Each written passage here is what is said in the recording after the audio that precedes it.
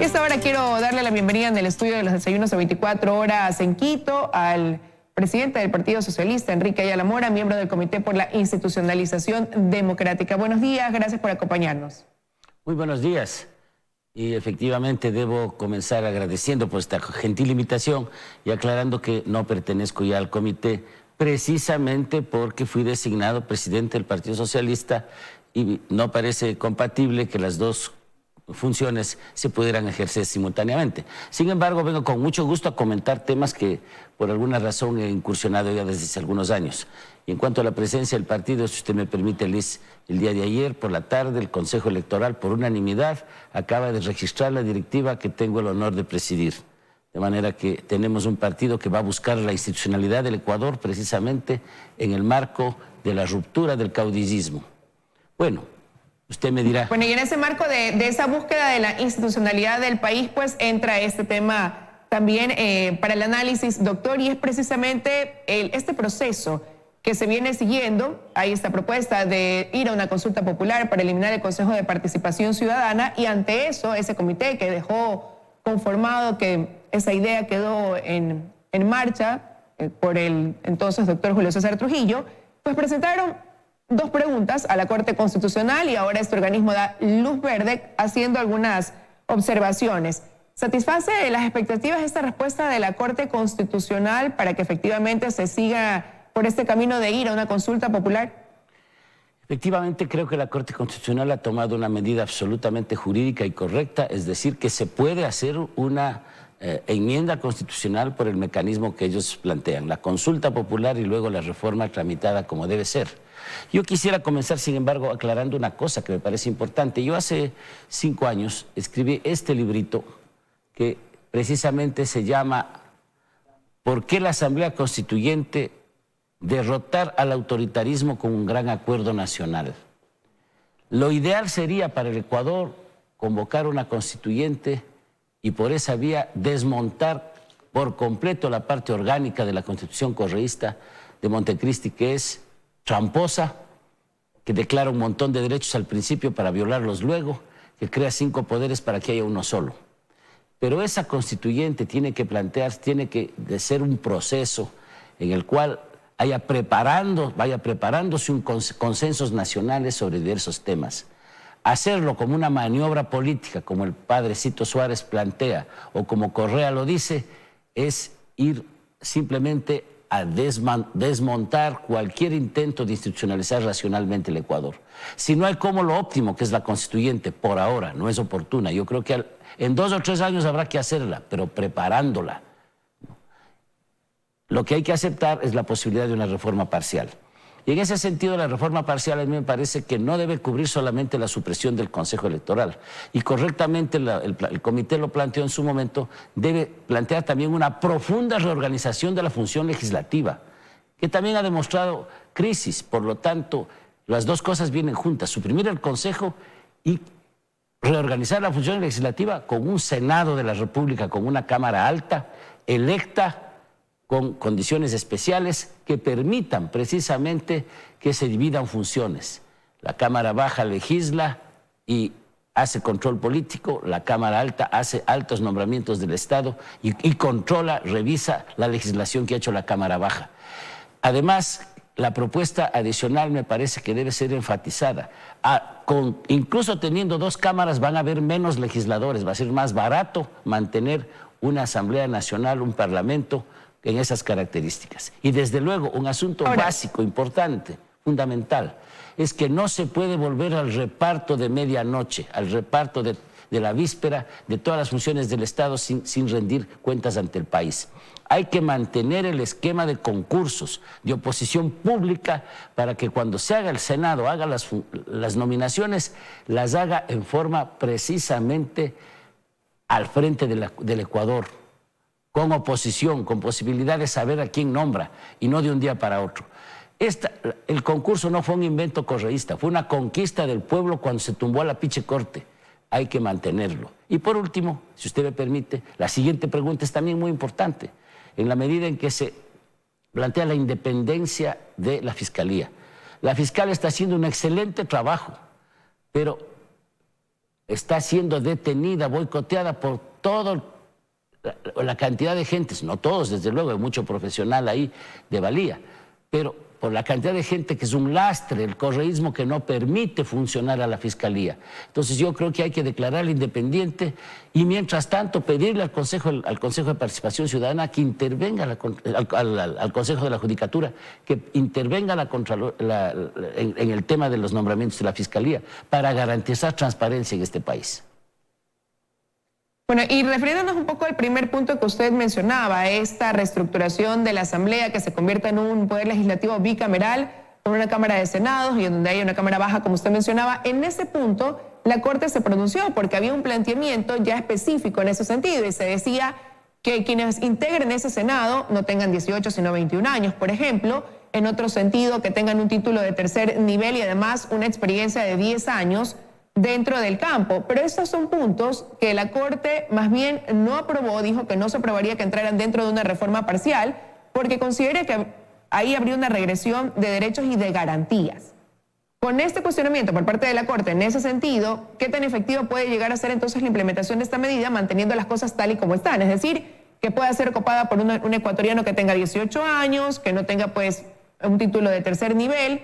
¿Cómo garantizar esa efectividad en caso de que se dé paso, digo, a una reestructuración y que vayamos a una asamblea bicameral? Bueno, yo creo que ahí hay que distinguir dos cosas. En primer lugar, que la Corte efectivamente ha dado paso a la posibilidad de que se haga esta profunda reforma de la función legislativa, no solamente que se suprime el Consejo de Participación Ciudadana. Esto es muy importante. Y en segundo lugar, claro, ha puesto algunas salvaguardas diciendo que algunos temas restringen. A mí me parece que el tema de poner un título no es una restricción, es una garantía para la ciudadanía. A la larga, las garantías son para la mayoría de la ciudadanía, para la República, más que para las personas individuales. No se está quitando ningún derecho a una persona en ese sentido, es mi opinión. Lo mismo con la edad. Es evidente que un Senado debe tener personas de mayor edad, como en todos los países del mundo. Porque les aclaremos una cosa. Consejo de Participación Ciudadana y Asamblea Nacional Única hay solamente en Venezuela y Ecuador. Los seguimonos de Venezuela hicieron este disparate de ponerse en engendro del Consejo de Participación, así llamado de Participación Ciudadana. Cámara del Senado o Cámara Alta y Cámara Legislativa, Cámara Baja, Asamblea, Cámara de Diputados, como quiera llamarse, hay en más de 100 países del mundo.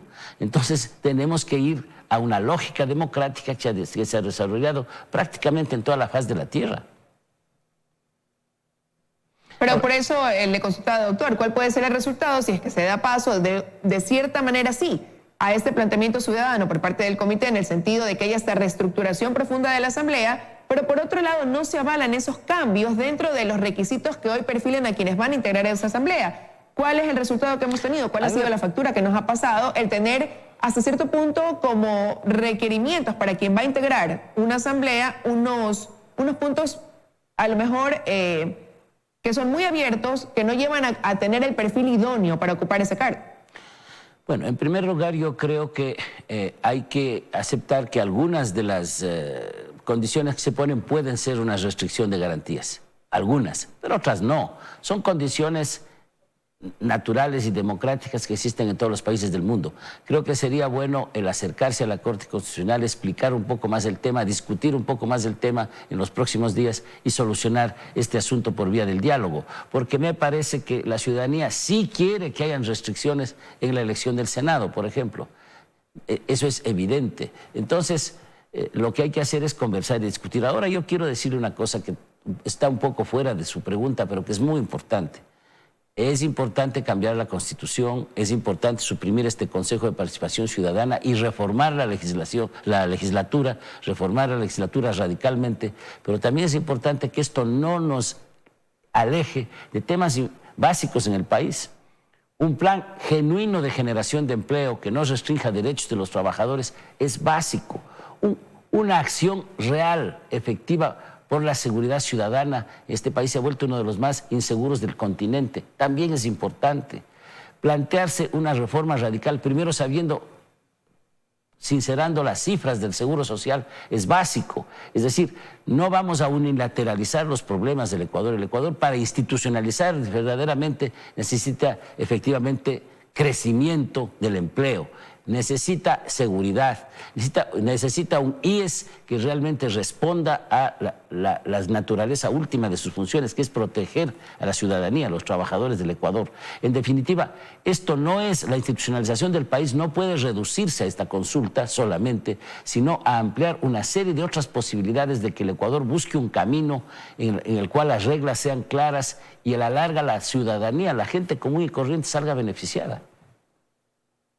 Bueno, y en esos temas, ahí precisamente hay todavía una asignación pendiente por parte de la Asamblea. Su receso legislativo deberían tratarse ya reformas que están pendientes, como digo, como son la reforma laboral, la reforma tributaria, que aportan a esos temas que usted ha hablado en cuanto a la estabilidad en el sentido para generar empleo. Y por el otro lado, dentro de la seguridad, pues también están algunas reformas en debate que ellos deberían aprobar, además de estos planes que se están firmando entre el Ministerio de Gobierno y gobiernos seccionales.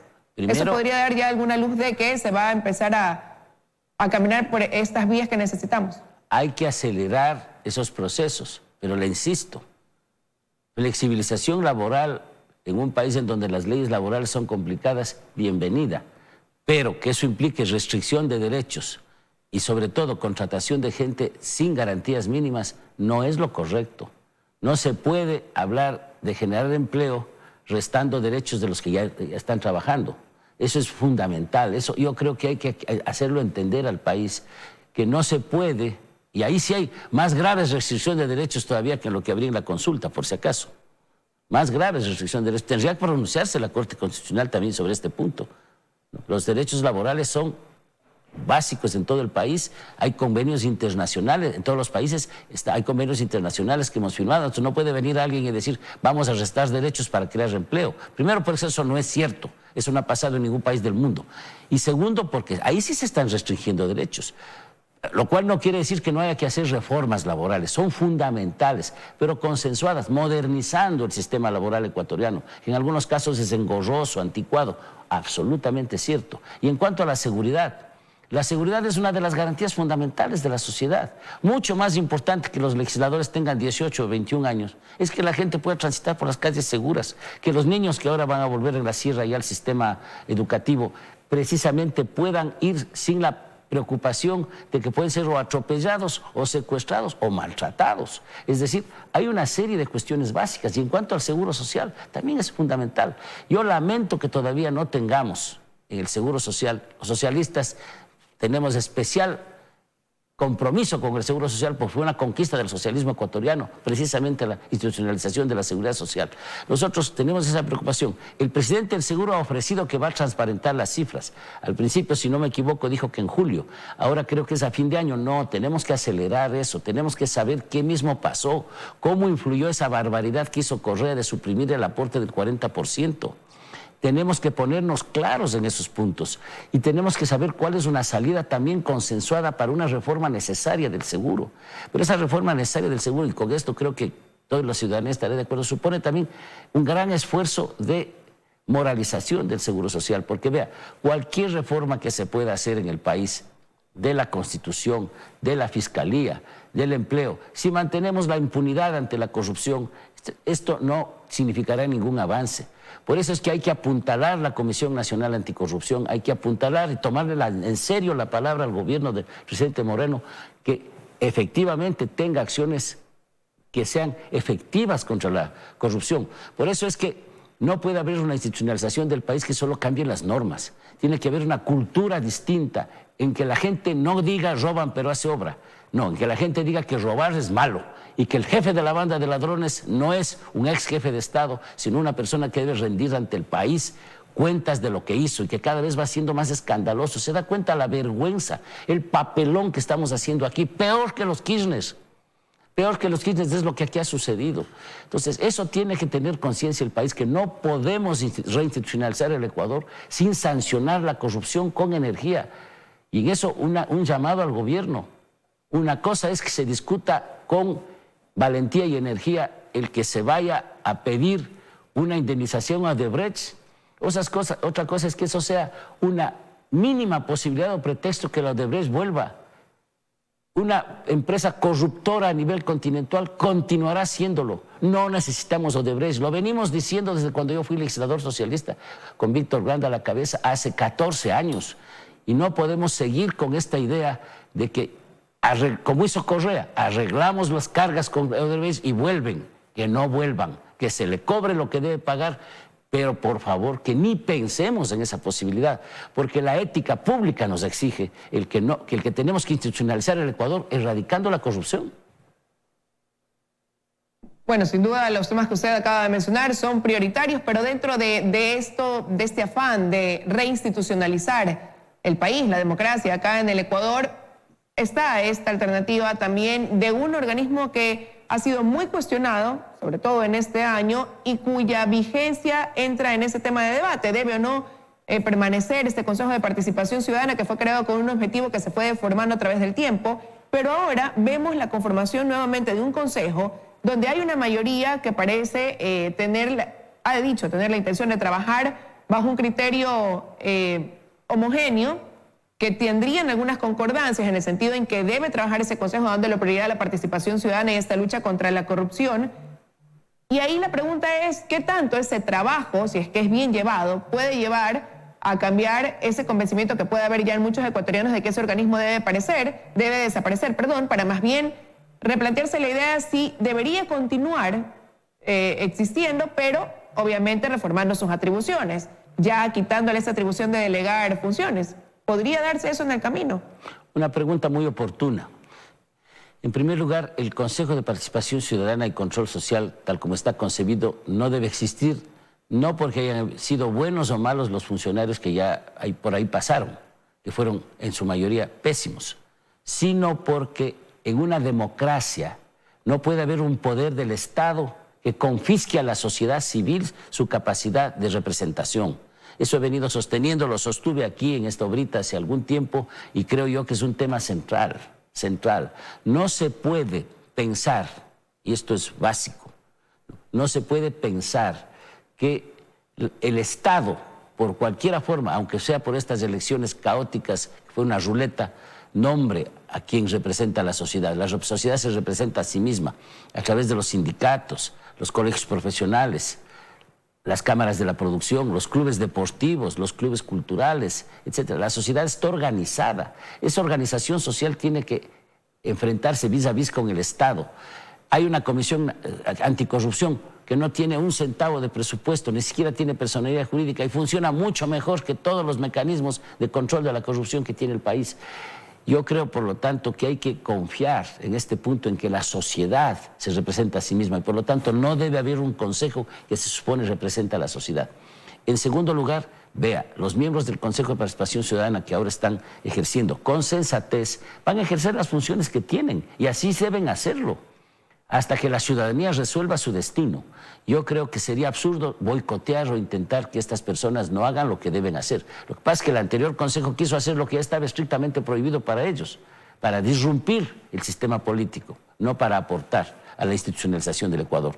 O sea, yo tengo la impresión de que si ese Consejo cumple su tarea, les felicitaremos a los ciudadanos y ciudadanas que lo integran, pero en mi caso al menos no cambiaremos de opinión. Ese organismo no debe existir. Debe ir a un esquema de representación ciudadana abierto. No puede existir un organismo, un poder del Estado que represente desquea a la ciudadanía cuando la ciudadanía tiene organismos que los representan. Las federaciones estudiantiles representan a los estudiantes, las organizaciones de profesores representan a los profesores, la Federación Médica representa a los médicos. Esa es la sociedad civil organizada que debe estar presente en el nombramiento de los altos funcionarios a través del control que debe hacerse precisamente con los concursos y que deben participar en los cabildos abiertos, en las comisiones de la Asamblea Nacional. Es decir, hay un sistema de participación social indudable que no necesita mediaciones. Esa es una tesis que yo creo que hay que sostenerle con energía, porque es una tesis de la democracia ecuatoriana, de nuestras grandes tradiciones. El Ecuador tiene tradiciones democráticas, si no estamos fundando el Ecuador cada 4 años. Y una de esas tradiciones democráticas es que la sociedad civil se representa a sí misma. Y una cosa fundamental es que la sociedad civil no solamente se representa en los organismos del Estado, está en las calles, se moviliza, proteste en la opinión pública, esté en los órganos de prensa, en los órganos de comunicación del Ecuador, que precisamente han sido un baluarte desde siempre de las luchas por las garantías en este país. Esa es la sociedad civil que debemos respetar.